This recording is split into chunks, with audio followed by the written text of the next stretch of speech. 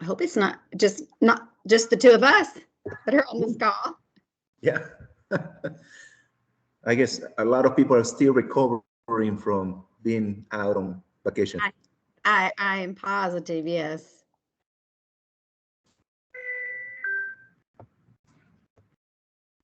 There is Raul. Hello. Hello. Hello. Hello. We can hear you. Okay. Hey, Louise. How are you? Good, good. How's everybody? Good. Really good. All the snow's melted in your area of town? Yeah, pretty much. Yeah, same I here. don't see any. Waiting for the next round, I guess, is coming tomorrow. Yeah. Really? Oh, no. Yeah, Okay. Is it going to be a lot or who knows? It's Nashville. it's So, Nashville. We don't know. how's everything in Conexión? Things are good, you know, getting back in the swing of things after the holidays. So Got to get it going. that's right.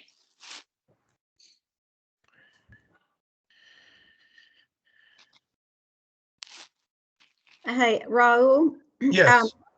I don't know if you've had time to see or check your email or not, but or any of you really, but Dr. Clark sent some questions, and Chelsea Crawford from the department is going to join us today, and she can answer some of those questions. Dr. Clark wanted to get to those before the meeting, but it came in too late, and so Chelsea is just going to join us and share a little bit about those things that she asked. Sounds good. Those were really good questions, so I appreciate that she sent those. I didn't get to see it, so sorry about that. How many people we got on, Penny? There are 3 of you. Okay.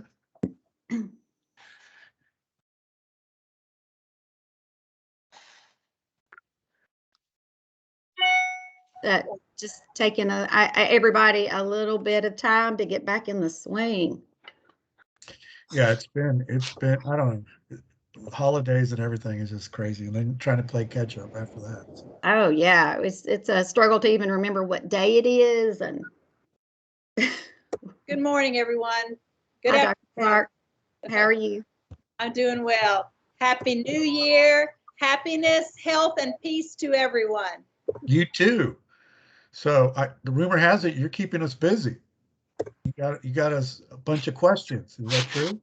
I know, and part of my procrastination on that, but I think they are. I think if we can know these things, it helps me understand it better. I know that.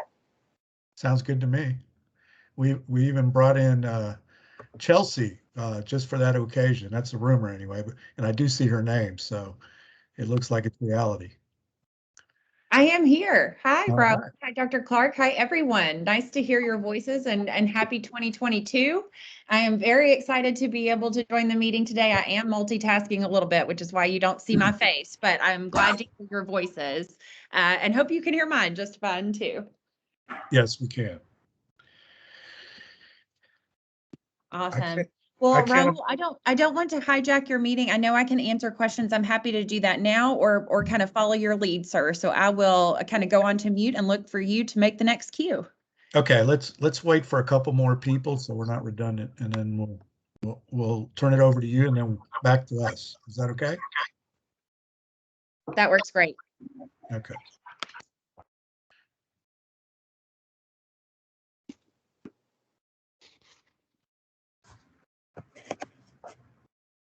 Did you all read that article about that thing in Virginia where everybody got stranded in the highway? Yes. Oh, That is awful. Awful. That happened to me about 8 years ago in the Cumberland Plateau. It was awful, but it wasn't obviously as bad as that. But it was. I was stranded there overnight, so I can't imagine with that cold. So. Yeah. Northern Virginia had quite a wallop with that snow. I mean, we had snow too, but this was big storm. Well, Luis is predicting a blizzard tomorrow, so we'll see what happens. Well, speaking as a lifetime educator, we're pulling for us no school snow days. We always pull for those. There you go. But not as a superintendent. Yes, I Hey. understand. I was a principal too, and I wasn't looking forward to that. Those calls are hard to make in East Tennessee. I know. I understand that. Very unpredictable. We did get some snow though. Yeah, yeah. I hate to make a call and then none of the snow shows up. Yes, yes. Well, to be fair with everybody's time, I think we'll just get started, Penny, if that's okay. Sure, yes. Okay. Megan is joining us, so that's another person. Should I do roll call first or let Chelsea do her thing? Chelsea, do you have a preference? I will follow your lead, sir. I'm happy to go now if that's all right with you. I know you've got a couple little things to click through. There you go, Penny. And maybe while we're doing that, I can just address what I know some of you all have asked about, and you all feel free to stop me as I'm going here. So I know we had some questions about the codification process and exactly how all of these public comments got reviewed and kind of bucketed out or categorized out to subcommittees. So I'll start there. I'm really excited to have received just a ton of public comment. Real quick, as a reminder, we are hoping to get all of our public comment period completed by the 14th, which is just a few short days away. So please take advantage of this last little stretch to submit as much comment as you can. But essentially, we had a team of folks here at the department who reviewed every piece of comment that either was submitted to us via email, that was a piece of public comment from one of those town halls that we did. So if someone stood up and gave a 2-minute remark, then they would actually kind of go through that video, read the transcript, look at those things, as well as some social media comment. The department hosted a number of Twitter town halls where folks were engaging with us on social media. And so if they, provided some input or feedback for this process, all of that got reviewed by a team of folks here at the agency. And essentially, we had no piece of public comment that got less than 3 sets of eyeballs on it. So we had multiple reviewers for every single piece of comment.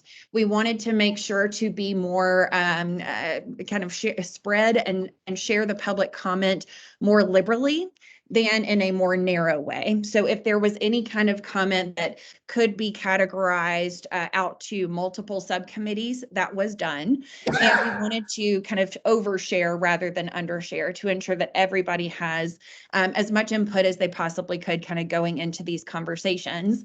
The actual categories lined up with the committee names, right? So you have folks who are representing, for example, English learners and your all's committee. If we had a public comment that talked about students speaking another language, students who are experiencing learning challenges as a result of the background or their home environment related to language, those kind of things would get coded, obviously, for this committee.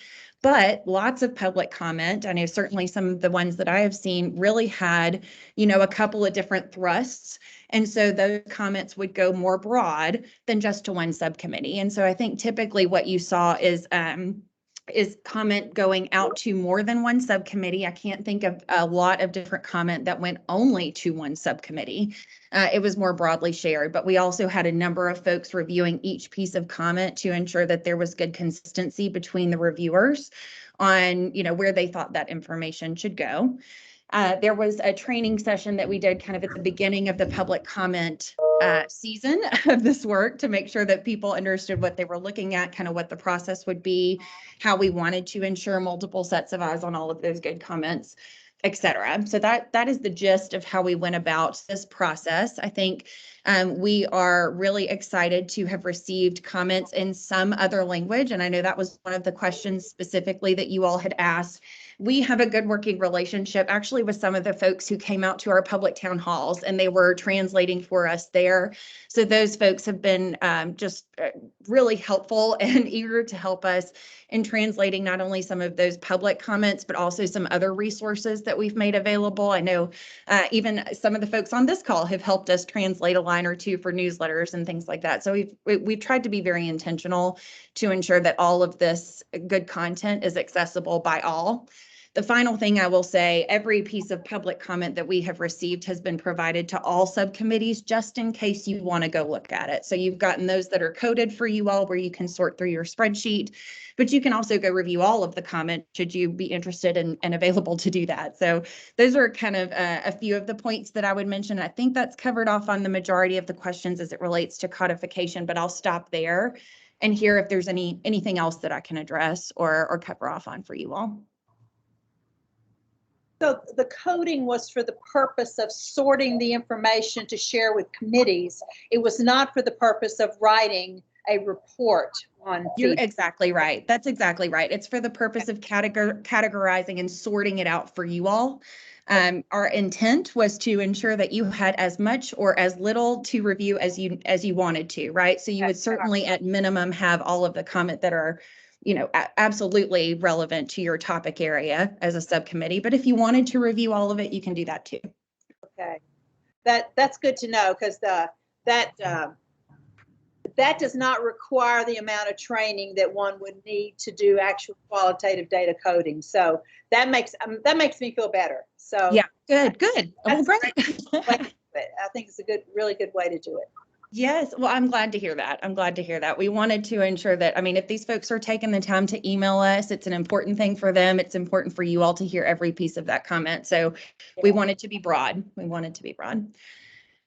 Thank you. I think the other question I know was about the school funding ambassadors, and I'll address that one really quickly. So you all might remember way back in October, it feels like it was yesterday, and it also feels like it was a lifetime ago. The governor and commissioner kind of came before a media press conference and said we want to get our funding formula at the state level.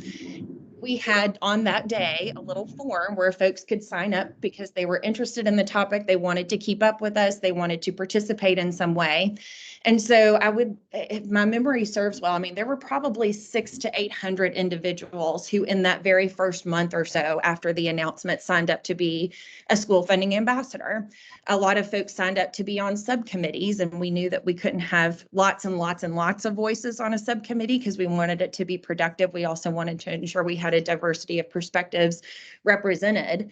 But generally, these are folks who said, hey, I want to help. And they threw up their hand and they signed up on our website form to go into their communities and collect feedback. We have tried to make that process super simple for them. And so they have a form where they can basically write out someone's name, someone's contact information, their comment, or, you know, an attachment. For example, if they wanted to submit a report or a memo, there's a little spot for them to be able to do that. And they can then submit all of that to the email address, which you all are very familiar with, just to get additional comment. And we know that there were way more people who wanted to be involved, which is fantastic, than we could have accommodated on the subcommittees. And so this school funding ambassador opportunity is one that Tennesseans have taken us up on, and I'm glad about that. And I'm hoping that all those folks are kind of, you know, beating the pavement in their own communities and in their own networks before our deadline of January 14th. And can you tell us who the state and national school funding experts are? Yeah, so there's a number of folks who are available to you all. I know we've had some subcommittees that have asked very specific questions, like I want to hear from someone at Harvard University or, you know, something very specific like that. But we've got a number of folks who are kind of almost ready to move forward. Essentially, our state has gone through a procurement process to identify some national experts who can help with the professional development side of this conversation. So folks on the ground who are in districts who would be looking at potential changes for a formula at the state level. elected officials, either at the very local level, like the folks who are doing, kind of the purse strings. County commission municipalities have a little bit of a different format for those local contributions, or elected officials like our state level elected officials. So we have procured for some national experts to support in that way. I believe that those procurements are actually being finalized and just about ready for us to say, who those individuals are. But we've kind of done a couple of different ways so that we have long lasting, support from some of those national experts. And I'm hopeful that we will be able to share some of the names of those people who will be doing professional development after we complete those procurement processes. Dr. James Guthrie or Dr. Anthony Roll, do they happen to be included in this list? I don't, in terms of the procurement side of things, I don't know the answer to that question. I don't think that, individuals perhaps would have been the folks who would be responding to those procurements versus an organization, but I would have to get you some more information on who those two folks are individually. But the thing I would say is that I'm really eager for us to be able to finalize some of these procurements, because I'm hopeful that a lot of that professional development will give people, a little bit more authority, and certainly voice outside of the department, who they can rely on and kind of ask them questions and beat some ideas up too, I think. Any other questions for Chelsea? I'm correct, Chelsea, though. We are not, our task is not on funding. It's more on what we should have and must have in the 4 different buckets, correct? You are exactly right. It's really kind of those prioritized items within your different buckets. As you have just named, Raul, that's really what we're hoping you and all of the subcommittees can be doing. And I know, in the materials for today's meeting, we'll get a little bit more specific on that.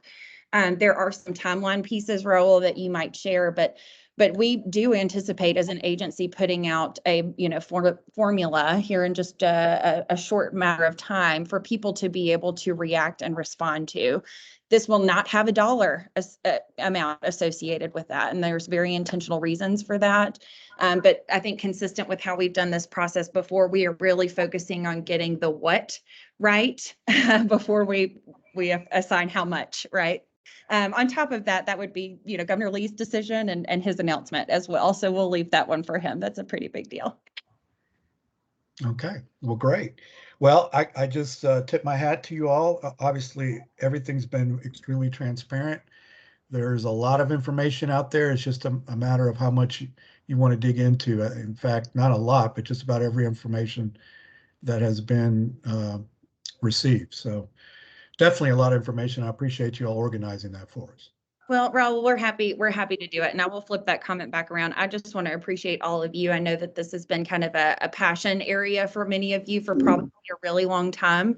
And these few months of engagement, I know, has been a really critical opportunity, I think, for us as a state. So I just really appreciate all of y'all and hang with us for this next couple of weeks. I know we're rounding out our subcommittee process here, towards the end of January, but just really excited about what the future holds. And a lot of this great work is thanks to you. So I will appreciate all of you. Right back at you, Raul. Okay. Thank you, Chelsea. I appreciate it. All right. I will read the statement and then we'll do roll call and get started. Okay. All right. The Tennessee Department of Education is excited to work with you on this opportunity to discuss the state's formula for funding public education. Before we begin, the department would like to remind you of the following.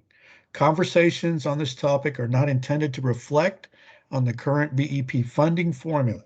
The current BEP funding formula will remain in place until a new funding formula is recommended to and approved by the Tennessee General Assembly. The public is encouraged to submit comments in writing to ensure that all communications are thoroughly documented and can be reviewed and considered in the future. Public comment is encouraged to focus on developing a new funding formula rather than revising the current funding formula.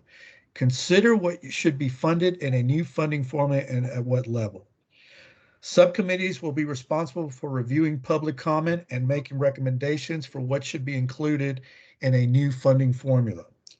While all committees, subcommittees, and members of the public should feel free to communicate openly, documents and records may be subject to public inspection pursuant to the Tennessee Public Records Act and may be publicly posted or otherwise made available. All recommendations that are submitted by committees and subcommittees will be reviewed and considered, but not all recommendations will ultimately be included in the proposed new funding formula. All right. On that note, I will do a roll call. So, Megan Fogarty. Okay. Claudia Caballero. I'm here. Just Oh, have I'm to sorry. find my mute button. I'm here and Claudia's with me as well. Okay. Thank you. I hope it's not as cold over there as it over here. So, Tara Lentz. Present. Hey, Tara. Megan Vigil.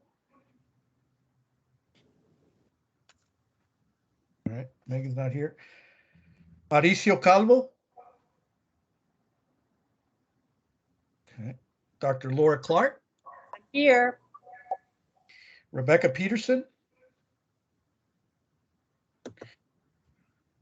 Luis Parodi. I'm here. Dr. Jean Barker. I'm here. Senator Gardenhire. Here. Hey, Senator. Representative Love. Here. Hello, Mr. Love. Mike Edwards. All right, Penny, did you get all that? Got it. Okay, great. All right, let's go through the timeline that we got left, and then we'll quickly dive into our tasks. So meeting 4, which is the one we're having right now, we're hopefully you've all had time to review initial information and all that. And basically what we're going to be doing in this meeting is putting it into 4 buckets. And the 4 buckets are going to be must have, should have, nice to have, and long shots. That's our task for this particular meeting. From that, we'll do a first draft formula of our comments. And after we prioritize this in the categories, between meeting 4 and 5, it will be sent out to the public so they can look at it and then give their final recommendations to everybody as well as our committee. And that public comment ends on January 14th. After that, we will hopefully have some buckets that have been prioritized along with an evaluation, which Michelle will explain to you shortly, but also the public comments we got from our information. And from that, in meeting 5, we will give a recommendation to the Department of Education. In meeting 6, we will deal with more on policy and added questions. So that's basically the timeline going forward. Any questions on that? Can you give the dates or proposed dates of those 3 meetings again? Let's see. The next one is January 18th. And Penny, I don't have the last one. You happen to have it? Yeah, I will. I'll get that for you. I'll tell Senator Gardenhire, I'll give you that before we leave. I'll look it up. Okay, thank you. All right. As you know, let me say, whoever that was, if you could have those future meetings on a Wednesday instead of a Tuesday. I have committee meetings all day on Tuesdays from early morning till late at night, but Wednesdays I'm free. All right, I will share that with Chelsea and the T and EDU team. I know that other committees have requested changes, and I certainly will request that for you, and we'll see what happens. Thank you. Okay, so anyway, a lot of us have a lot of ideas. Obviously, we've heard from people we've known. We've read all the things that the department has sent us. So there's just a lot of ideas going on. And again, we must come, our task is to have 4 different buckets: must haves, should have, nice to have, and long shots. And that could be a little overwhelming. So I've come up with a plan on maybe how to prioritize this, and Michelle will explain that to you. And love to hear your feedback if that's something acceptable to everybody here. So Michelle, if you can explain that, please. Sure.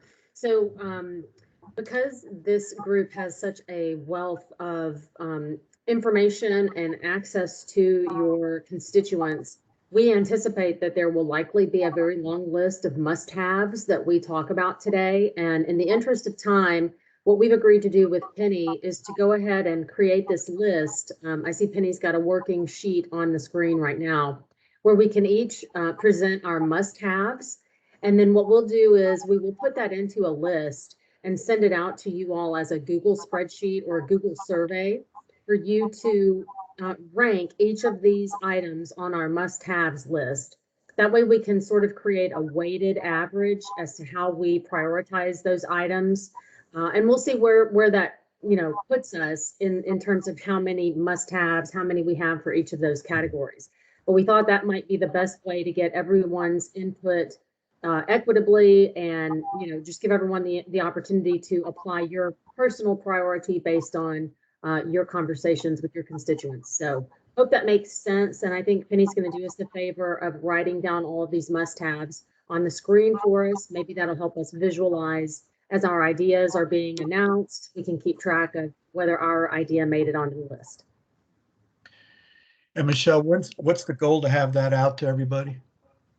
So I'll try to turn that around into a Google survey or spreadsheet just as quickly as I can after this meeting, definitely by the end of the week. So we hope that we can have at least a week of feedback for you guys to prioritize that with your groups before next week's, before our meeting on the 18th, meeting number 4, or I'm sorry, 5. How does that sound, everybody? Okay.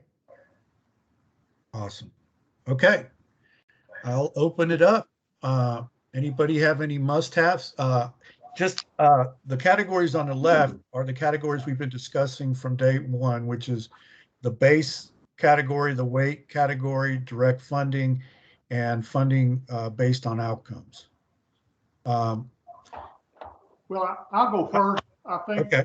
On the meeting that we had that the recording device didn't work, is I think we must have Spanish-speaking teachers that are geared towards the schools where the most population of that community is attending. And when I say Spanish-speaking, I'll go back to repeat some of the things I said before. Governor Haslam and I had this conversation when he was governor. But children of color learn better when teachers of color are there. And so having a Hispanic teacher in these schools with a large Hispanic population, I think is an absolute must that we have. And how do we get there is a whole different question, because we're keeping people with a Latino heritage from going to our higher education colleges, and we need to change that paradigm to take care of this situation. I agree. So I'll ask, how should I direct that or write that? Well, you need, I mean, you must have teachers that can communicate with the students that we're trying to aim our efforts at. Okay, yeah. Might we say bilingual teachers aligned with the languages of that school district? Yeah, or each school needs to hire language teachers based on their population, language population. But obviously word that better than I did. Let me ask this question. Can we add some more weight to that so that we avoid a situation where you may have 50 students who speak a particular language, but we only hire one teacher that is also bilingual? Because we need to make sure that the ratio is proper to make sure those students get access to what Senator Gardner-Harris said, someone who is able to communicate with them. Is there a proper ratio that we could use? There are existing ratios right now for schools, which I believe hopefully will be adjusted and improved in this rewriting of the school formula. But I think Representative Love is exactly right, because the ratio is critically important. And I would agree. This is Jeannie Barker. The ratio has been my concern all along, is that it is inadequate based on the performance levels of students. If they are newcomers, you know, the ratio needs to be much smaller than those who are already somewhat proficient from being in the United States for a couple of years. But also, we need to acknowledge the fact that many Hispanic teachers and those that are immigrants are not allowed to attend our public universities on scholarships. So in order for us to accomplish this must-have, those are critical items for teacher training that have got to be addressed. Yes, I agree. Can you put that in a sentence? I think it's a necessary statement because we do have a structure in Tennessee that makes it hard for people with a heritage of Latino population being able to attend our colleges. There's too many roadblocks, and so if we can't get them into the college to get a teaching degree, then we can't provide teachers in the school. Okay, so is it get me, I'm trying to understand what you all want to put down there. Proper training for teachers? Is that what? Access to post-secondary teacher training by bilingual people, regardless of their status. Great way to word it. Yeah, I think what we're trying to do is, which is wonderful, what we're saying is if we want to grow our own and recruit teachers who are bilingual, we can't deny the 2021 graduate from one of our high schools not to be able to enroll in our state universities at an out-of-state tuition and expect them to come back and teach in Tennessee. Yes. Correct. Thank you. Penny, is that something under our umbrella? Dr. Clark, could you restate that? Does that have anything to do with funding K through 12? Well, that's why I said a while ago that may be on the scope. But if the main problem is to have these children educated, okay, and you can't educate them without proper teachers, and you can't get proper teachers unless we educate the students to become teachers, then technically it's beyond our scope. But if we're going to solve the problem, we have to address that. Okay. And I know Governor Lee doesn't want to do this, but I'm not doing this for Governor Lee. There is one place in the K-12 funding picture that it can be addressed, and it is in CTE programs in high schools that are open to bilingual students and to funnel into. It can be dual enrollment credit. It can be CTE programs in the education training. There are education training courses in CTEs in high school now. So in K-12, it can be started at that level. Okay. So yes, within the K-12 funding. Can you put that down so we can put that as a must-have? CTE, to enhance CTE training or something like that? Is that what you're saying? To initiate pathways to higher education for bilingual students to become teachers in Tennessee, regardless of their status. Okay. Could you restate it? To initiate pathways to higher education? For bilingual students to eventually become trained teachers in Tennessee, regardless of their status.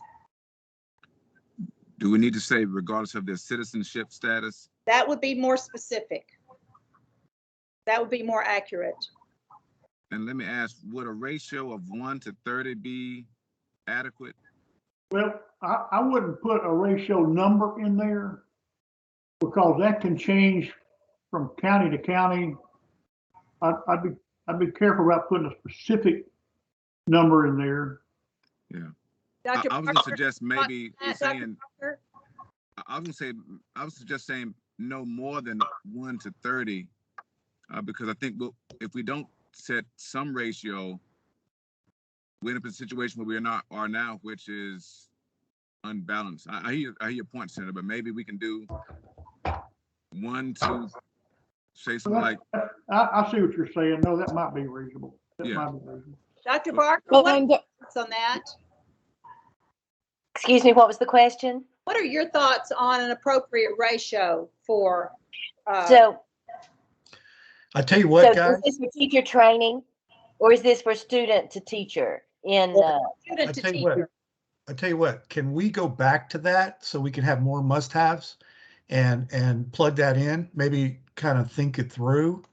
Is that okay with everybody? Because I'm sure we're running out of time, and I don't want to be bogged down on a ratio. Does that sound I good? can put some things in the chat.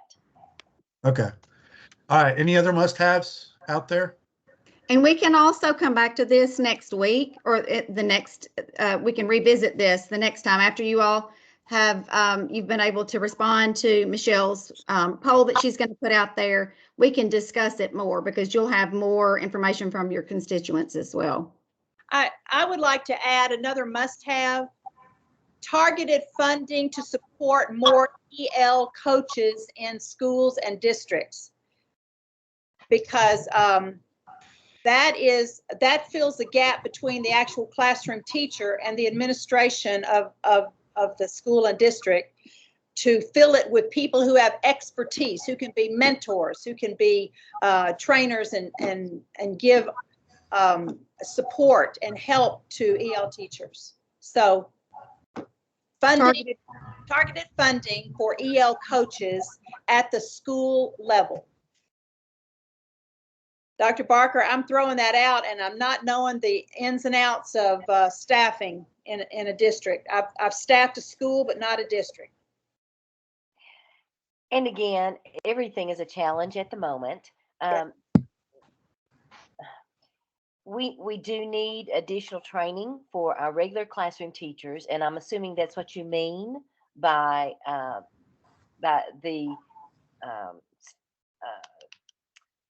teachers that you're talking about. So that is very desirable. Now, is it achievable? Again, that's my only concern. So if we put it in there and says it's a must-have, then there must be funding and there must be training available. Yes. I'd like to add a must-have that we reach out more to nonprofits and churches, organizations to get involved with the coaching you had just mentioned and mentoring. I would add that one too, and I agree. I would add one that we've talked about a few times, which is a must-have of wraparound support for English learner students. So that includes counselors, it includes college access, it includes family engagement, social workers. Okay. And I was going to say the same thing with Tara, some way of, I don't know if it's training for current social workers and school counselors specific to the needs of EL students, or it's actually saying we need designated school counselors, social workers that are, specifically targeting our EL populations. But it's too much is falling on our EL classroom teachers that they're expected to play all these roles. So I think that's really important. And then in addition, specific strategies and funding for EL family engagement.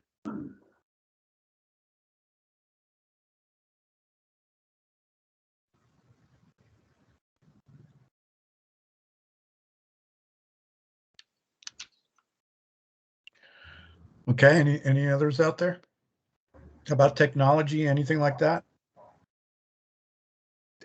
Well, that's an interesting question. I met with a pastor here in Chattanooga that wasn't on the list that you provided. And he had a little cell phone deal where I could communicate with him by typing in what I was trying to say, and it automatically translated into his language. I don't know what the schools have to help that situation, but having some kind of technology available so that kids can at least communicate with a nurse or a teacher or somebody and have them understand would be a great idea to have that kind of technology available. And that's beyond my scope of knowledge, but that would be, I was fascinated when I saw that. I think we could say something around funding for communication technology that would eliminate communication barriers. And that goes with communicating with families as well. That communication coming out from districts and schools should be available in the language of choice for the families.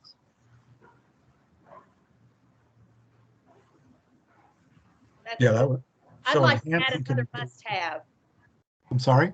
I'd like to add another must-have, please. Of course. I know you're so happy. When we assess ELs, when they enter the schools, I'd like to fund more training for those assessors and fund more appropriate assessment instruments so that we can be sure that we are assessing English learners and we're not letting the language barrier get in the way of identifying either special needs or not special needs.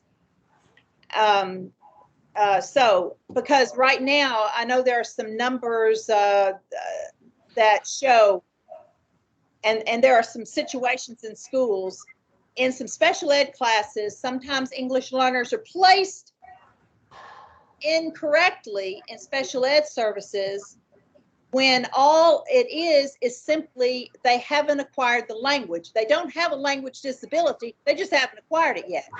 And so we need to have instruments and we need to have staff on site trained to use those instruments to find that as soon as we can when children come to us.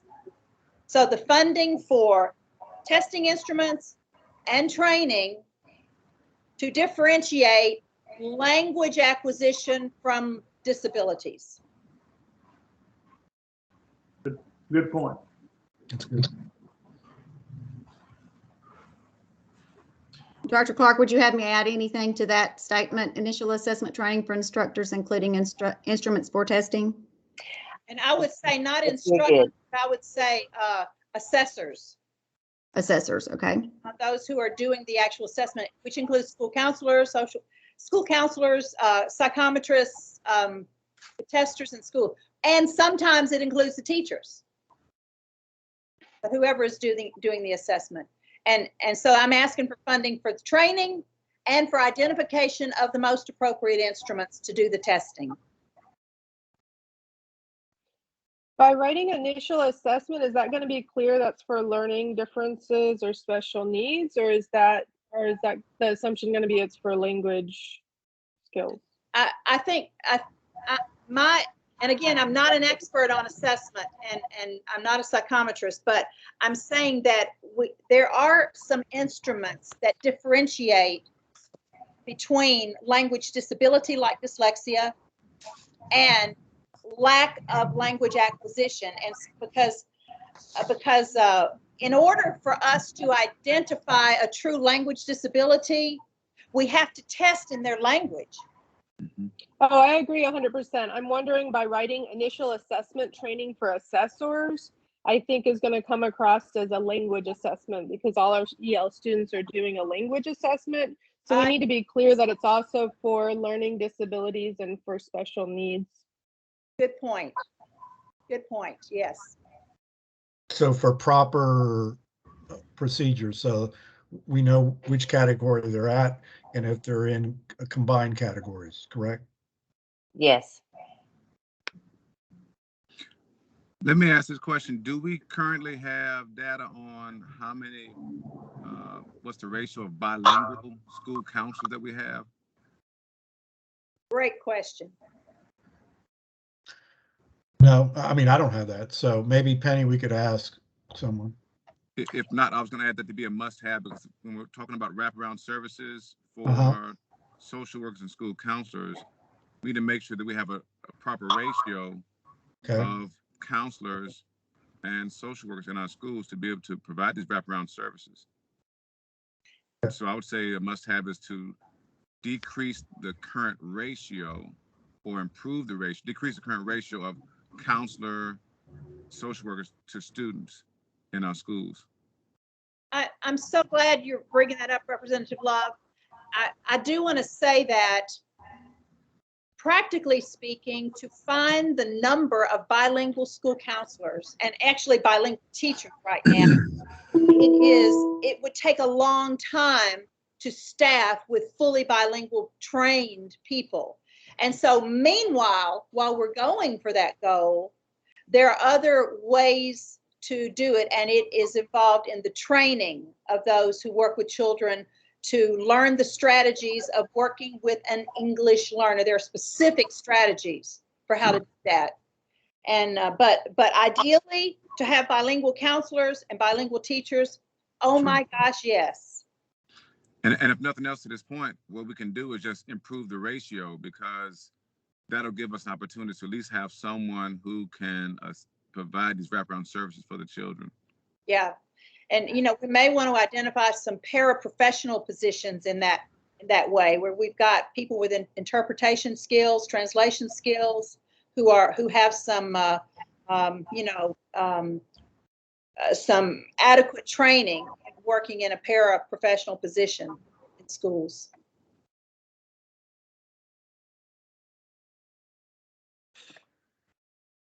As part of that, One area that I just wanted to report some of the public comment that I was reading was also encouraging the state to offer a pay incentive for these extra skill sets to the teachers. So I think that probably should be on our list of must-haves. Also, another related item was allowing the teachers a greater window of time to obtain those additional endorsements on their licensures. That would be helpful in recruiting adequately licensed, adequately prepared teachers.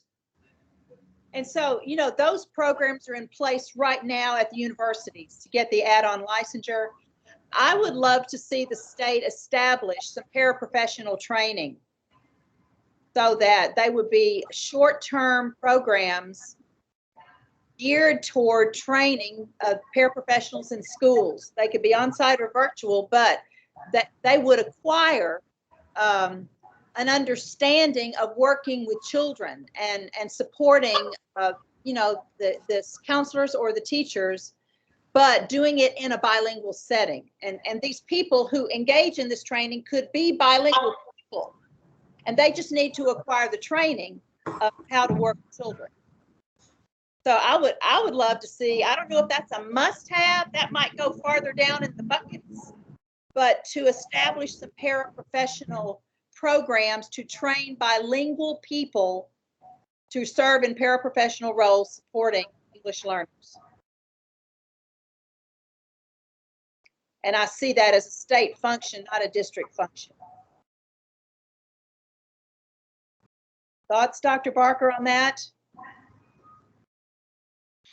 Most certainly. We have investigated trying to have dual certified teachers. Again, we would love to be able to have a way to pay them additionally for that skill set. So anything that we can add to that, as well as professional development for paraprofessionals. I'm in a high population area for Spanish speakers. Would love to be able to hire some of those community people and give them some training in how to work with students. I see that as an untapped resource. That might be a must-have.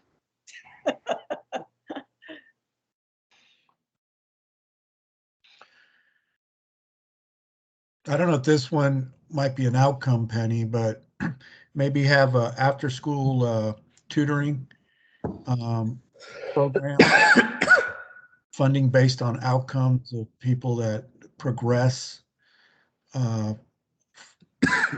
ELL process. Maybe work with nonprofits and churches and that can provide after-school tutoring, bilingual. And I love that idea, and that's on my list too. I would love to see those tutoring sessions have some alignment to what the children are doing in school in terms of the WIDA testing, or in terms of 10 Ready, in terms of test prep. If the community training and tutoring programs could be aligned, we're trained as teachers to prepare children in their learning to take the tests they have to take. And so I would love to see these community tutoring programs do a similar thing.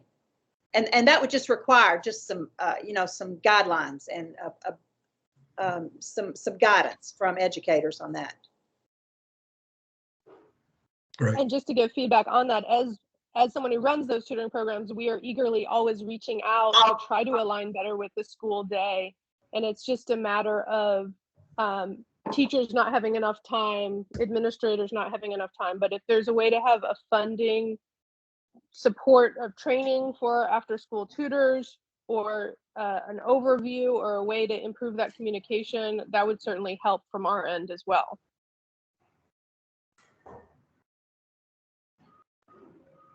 Yeah, I like that it's specifically working with what they're teaching, instead of tutoring something else. So that would be good. Anything else? Before we get too far away, under the weight section, I just want to make sure that my must-have is that we have an appropriate teacher-student ratio based on the performance level of students. Right now, it's a one-size-fits-all, 1 to 35 students. That is terribly inadequate, specifically for students that are new to the United States. So there needs to be a procedure for having a ratio that is appropriate to the performance level of the student. Could that be based on the tiers that children have been identified as they're moving through tiers? That would absolutely align, yes. That's a method that we already have in place that could be utilized.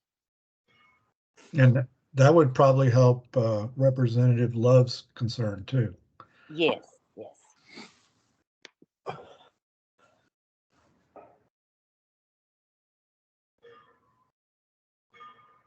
All right. I'm going to be an expert on English learners after this. I am learning so much for y'all. And if you see something that I'm not writing correctly, please tell me. But boy, I am going to be proficient. Sure. You can be trained as a paraprofessional, Penny. There you go. This is a great assessment. This is a growth opportunity for me. One area that I definitely don't feel like I have expertise in, but I think is missing from what we've stated, is around curriculum. In my experience, there seems to be a lot of variation in the curriculum used in districts for ELs. And I wonder, in terms of funding, how we help make sure all districts have access to high quality curriculum. And I'm not quite sure how to state that and what that entails, but we need to include that in our must-haves. So Jenny, I know you can speak to that, but that's already in policy and state through the academic standards in terms of curriculum. And I don't know that we can have impact this perspective on that. Dr. Barker would know that. Yeah. We do have very clear English language learner standards. And that is part of the textbook adoption information as well, to have aligned curriculum. I'm not an expert on exactly what we use, but I do have an English language supervisor that I most definitely can contact and try to get some additional information before our next meeting. And you know, the thing that has emerged in our English ELL collaborative over the last 4 years is that English learners are held to expectations with the same curriculum in terms of academic standards. It's just that they approach it in the process of acquiring the language. So it's not that they have a different curriculum, it's the same in terms of learning expectations and standards. There is some curriculum that will absolutely have strategies built in that will help students access those materials better. And in our school system, we do have that type of a resource available in our curriculum materials. Let me, if I can add to the weight section, it's been mentioned about the need to have our after-school programs to be aligned with where the school's curriculum is going, what the student is learning, but also that our ratio should be based upon performance of the student. I'm gonna try to merge the two and suggest that our after-school programs or summer camps, in some instances that receive funding, should also be aligned with where the particular student is in the academic performance.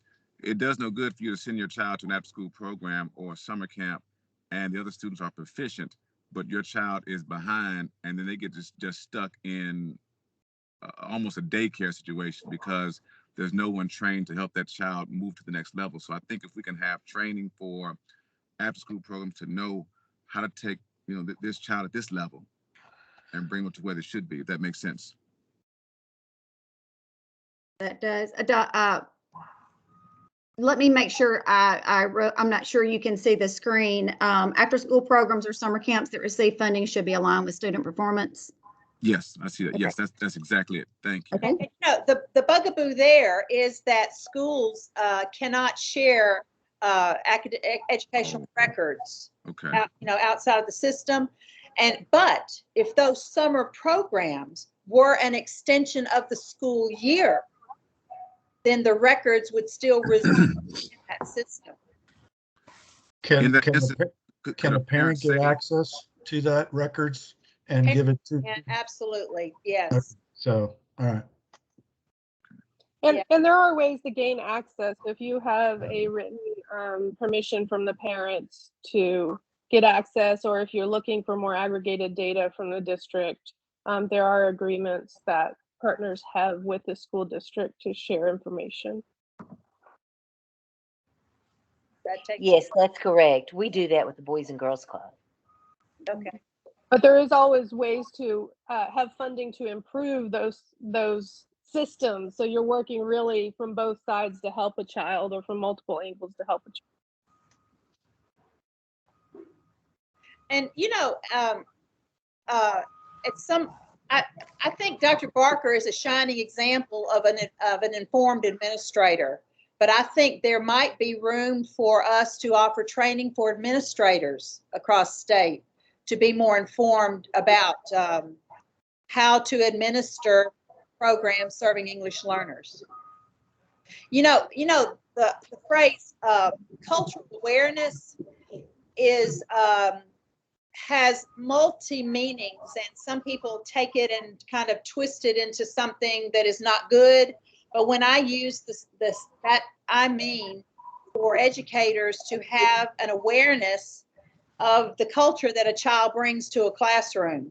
And so I think across the board, from administrators down to teachers and paraprofessionals, to have cultural awareness training in terms of English learners. And yes, cultural awareness training. And that would, yes.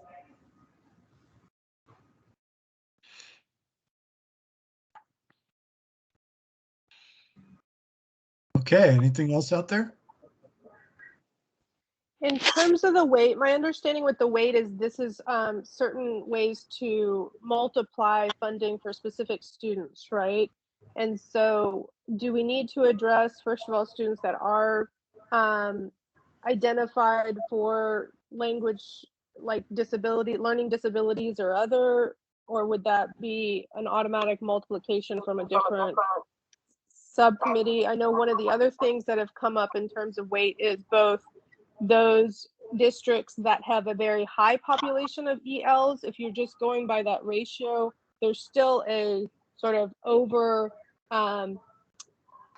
burden on a district that's dealing with a high volume of students. And then on the vice versa, there's rural districts where their ratio wouldn't necessarily justify a high number of EL teachers, but yet it's one EL teacher divided among 12 different schools. And so how do you establish a minimum for a district that might not be serving a lot of ELs? So at least having that that consideration that both rural and highly urban districts are going to have specific needs around their ELs populations. This goes to a larger question of the entire funding. As the funding has always been district-based, and we're talking about moving it to student-based. In doing so, you've got to look at schools, individual schools, because you have those that are rural, that do have a different situation. So having a maximum ratio for school level, I mean, you still have a district level of funding, but then I think there needs to be an additional look at making sure that there is a maximum ratio for the school level as well, to try to address some of those issues for rural schools. Does that make sense? I agree. Dr. Barker, are you saying maximum ratio of student-teacher ratios for schools? Yes, for school level. There can be, because everything has been driven by district level for funding for years. And that does leave some heartburn when you have schools that are too far away for teachers to adequately be shared based on a district ratio. So there needs to be a look at some school-based will not exceed ratios. I agree. And also in addressing weight on this bulleted list we have it. I want to be sure that when we are calculating weights on, that are listed right here, that when we address the socioeconomic, the SES, socioeconomic status of children, the disabilities issue, the English learners, that those weights are calculated separately, that one is not, that one doesn't dilute the other. And that is purely a formulaic question, and I don't know the formula. I'm not a statistician. I could be wrong, but I think each weight is added on top of each other. But okay. But then another consideration is, and again, this is a formula question. At what point in the formula is the weight inserted? Because sometimes that can have longer term effects if it's not inserted at the right point. And that's where the evaluation is key, correct? Yes. And that's why it's important to have those evaluations early. Correct. Dr. Clark, you said SES and something else should be calculated separately. SES and special needs is the umbrella for disabilities and dyslexia and those kind of things. So SES, special needs, and English learners. And those three categories are definitely student characteristics, but to find a way to factor in the rural effect, which the current BEP has that. I mean, according to the Tennessee Small School Suits, it has it, but I agree with Dr. Barker. We have to find some way to factor in the rural effect. Yeah, and then I think there's also a rural subcommittee dealing with that too. So, and I think it's based not only on distance from each school, and because it might be considered rural, but still it's like someone had mentioned Hamilton County, it's really spread out or something. So, but Population density by the census, I think, is how they define rural. gotcha. All right. We're over time. Any other suggestions or I want to be respectful of everybody's time. We could always, I'm going out on a limb here without discussing it with Penny or Michelle, but maybe we can add a day that you guys could email some. Is that okay with you ladies? Okay, and then we'll get these back to you all. And again, we'll rate them. And whoever, whichever one has the most points, average will be the number one must have, and so on and so forth. And of course, we can massage that in our next meeting, but at least gives us a baseline to further discuss. Is that okay? Thank you. Thank you. Awesome. Penny, would you add one brief statement under the outcomes category? I will. WIDA, W-I-D-A outcomes. That's all I want. That's all. All right. Well, thank you, everybody. This has been very helpful. You guys had great ideas, a lot of must-haves, which I thought we would. So we'll go from there. Our next meeting is January 18th, 12 o'clock Central Time. And again, we'll be hearing some feedback. I mean, we'll evaluate, have all this averaged, and then we'll also be getting some more feedback from those in the public that will either be listening to this or read the notes, which then can either create more must-haves or define it better. Okay? I have one request. Penny or someone, would you provide to us one more time, I know you have, a way to do the public feedback so that I can share it again with stakeholders? You mean the best way to be able to see it? And the best way to be able to add and contribute and submit public feedback? Oh, yes, to tnedu.funding.